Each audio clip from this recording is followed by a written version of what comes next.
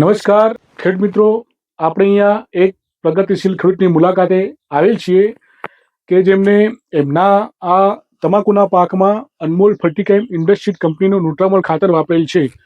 તો આપણે એ ખેડૂત મિત્રની જોડેથી થોડો અભિપ્રાય લઈશું. નમસ્કાર. હા સાહેબ.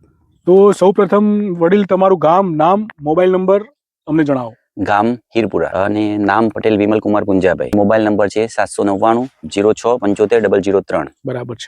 તો વિમલભાઈ, તમારા આ ખેતરની અંદર તમાકુનું આટલા વીઘા વાવેલ છે? આ છે 3.5 વીઘા છે. 3.5 વીઘા.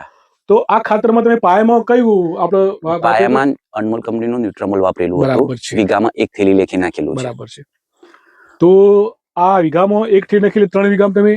હા, 3 થેલી નાખેલી છે. બરાબર છે. તો આના વિશે તમે શું શું ફાયદા થયા આનાથી? આમાં શું છે કે તમાકુમાં નાખવા તમાકુનો ગ્રોથ બહુ સરળતાથી જલ્દી થઈ ગયો. બરાબર છે. અને તમાકુમાં ગ્રીનરી એવરગ્રીન રહે છે. યસ.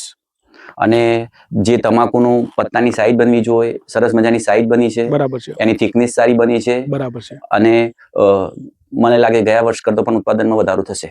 ચોક્કસ. ગયા વખત મેં વરિયાળીમાં પણ વાપરેલું છે. બરાબર છે. અને એ વરિયાળી અમરજ વેચી છે. એમાં 45 એક મણનો ઉતારો આવી ગયો 1.5 વીઘાનો.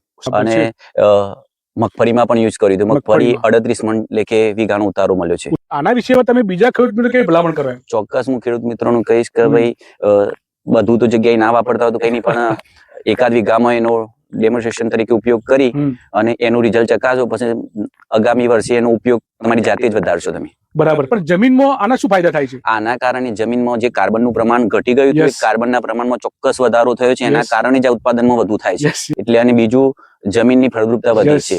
અને જમીન જે કઠણ થઈ જતી હતી બિલકુલ નરમ બની છે. અને અરસિયાની સંખ્યામાં પણ વધારો થયો છે. બરાબર છે. ખૂબ ખૂબ આભાર. Thank you.